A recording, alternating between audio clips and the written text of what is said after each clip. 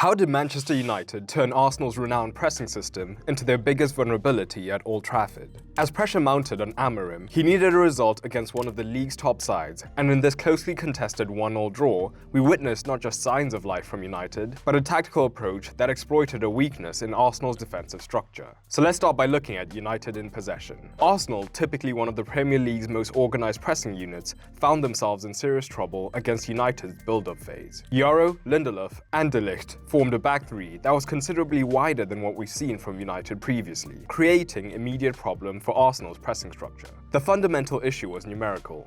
Arsenal's 4-3-3 on paper transforms into a 4-4-2 when defending, with Merino and Odegaard as the front two. This immediately created a 3 versus 2 advantage for United's back three, forcing Arsenal into a pressing dilemma that they never fully solved.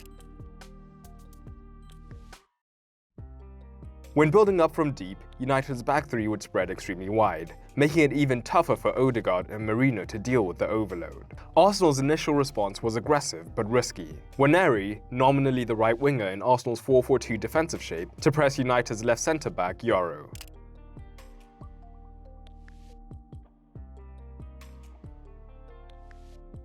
This was an enormous gamble that created a dangerous chain reaction across Arsenal's defensive structure. When Nwaneri pressed high, it immediately created a potential 2 versus 1 down United's left-hand side, when Eriksen stayed wide, as Dalot was still free on the flanks. If Timber stayed deeper to cover Eriksen, Dalot received an acres of space and would drive up the pitch to find a man in advance of him.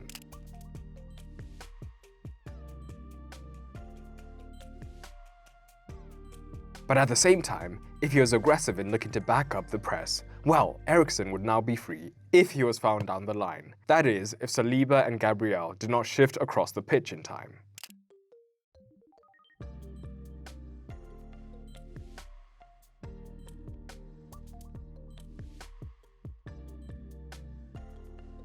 And this moment shows the sequence in full flow. After drawing Nwaneri high up on the press, Dalot pushes up on the overlap to help create the 2 versus 1 against Timber. Xerxes has moved wide, dragging Saliba with him and out of his comfortable central zones, and growing the gap between himself and Gabriel. With the fullback high and the centre-back out of position, Dalot is found in a great position, leading to an extremely high-quality chance for United. Arsenal was struggling down their right and naturally looked for extra protection, with Nwaneri becoming more and more conservative in the press and Odegaard expected to do more covering across the width of the pitch. But having seen so much success with the left-hand side overload, United cleverly forced him into decision-making situations anyway. Yoro in the first half would aggressively drive forward with the ball at his feet, attempting to bypass Odegaard's pressure and still draw Nwaneri into committing. This progressive centre-back play is a hallmark of Amorim's system when it's at its best. Centre-backs aren't supposed to be just defenders. They're active participants in the build-up and progression, manipulating the opposition's shape, and in this case, looking to force the winger into the press to destabilize the defensive shape. But what was interesting is, despite the early success, United was still looking to tweak things down the left, primarily through Eriksen. At times, he would tuck infield slightly, seemingly making Arsenal's defensive task easier by removing the obvious 2 versus 1 against Timber. But this movement created a different sort of problem for Arsenal when executed well. In Arsenal's 4-4-2, with the pivots occupied higher up the pitch, Eriksen could find pockets of space between the lines when he moved inside into the half space, allowing him to be found.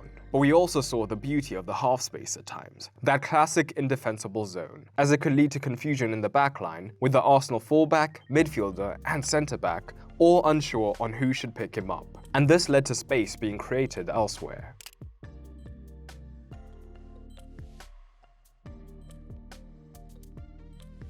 But for the most part, United did not take advantage of that space. And when they did move higher up, we saw United struggling with some of their chance creation, not for the first time this season. At times, United mostly kept their 3-5-2 shape, with the wingbacks providing the width. However, as chances were tough to come by, Fernandes was given more freedom, drifting higher up the pitch and looking to unlock the gunners centrally, meaning that United could shift into a 3-1-6, with Casemiro being the solo pivot. Arsenal's compact defensive 4-4-2 meant that despite United numerically having the advantage in these central zones, leaving minimal horizontal spaces defensively meant that Arsenal, for the most part, were able to prevent penetration into those central regions. At the same time, we also saw glimpses of the weaknesses of having Casemiro as the solo pivot in these situations, as he could be a press target, with Arsenal almost taking advantage of this. But what were Arsenal looking to do when they had the ball? Their approach centered around their trademark rotational patterns, designed to break United's defensive structure, with Merino operating somewhat as a false nine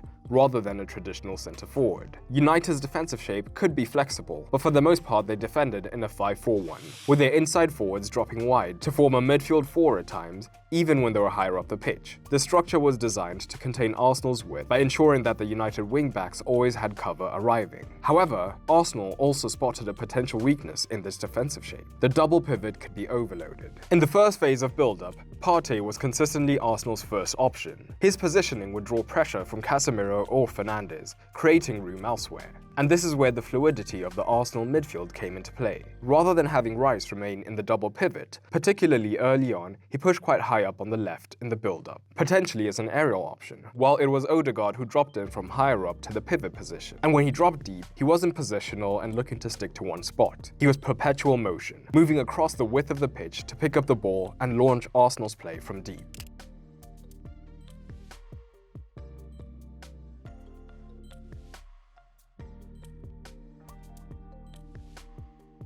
United's pivots were initially reluctant to press him, prioritizing minimizing the space between the lines, where Rice and Merino dropping in from 9 were lurking. But as Odegaard continued to dictate the game with his passing range, United eventually had to adapt and press him even more aggressively. What this did was just create more room between the lines for Arsenal to take advantage of. Amorim's press shape did look to adapt, with Xerxes having the task of picking up a pivot, allowing Casemiro to remain deeper, while the wingers then pressed the centre-backs, with the wing-backs ready to back this up.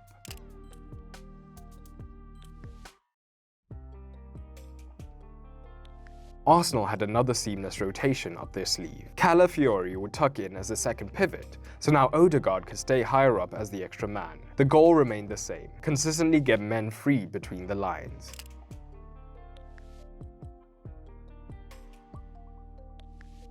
And high up the pitch, United stuck to their 5-4-1 shape, while Arsenal's formation and personnel consistently evolved. They looked to overload the centre in various ways, helped by the different approaches down each flank. Calafiori was notably more aggressive than Timber, who primarily functioned as the third centre-back when Arsenal had possession, particularly as the match wore on.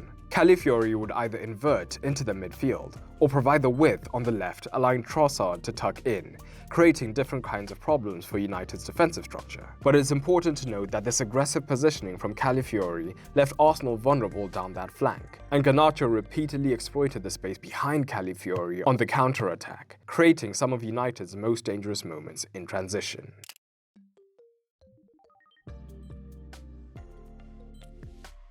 But the true advantage of this shape for Arsenal was that it would either allow Trossard to tuck in as the third forward, or Rice to stay higher up the pitch, meaning that the centre-backs often found themselves with a direct opposition in front of them. Because all of Arsenal's highest men are comfortable dropping deep, they would then consistently do so, dragging a centre-back higher up the pitch and creating room for a runner in behind. But again, they weren't able to make the most of it in this encounter. A tightly contested game, but I'm curious to see what you made of the match down in the comments below. And great news! I'm putting the finishing touches on the tactical analysis program that will teach you everything I know about analysis in a fraction of the time. I've made sure to make it as detailed as possible, currently over 7 hours, so that when you finish the program, you're not just ready to watch tactical analysis, but you're ready to do it yourself. If you want to be a part of the early release, sign up for the waitlist through the link in the pinned comments or at the top of the description.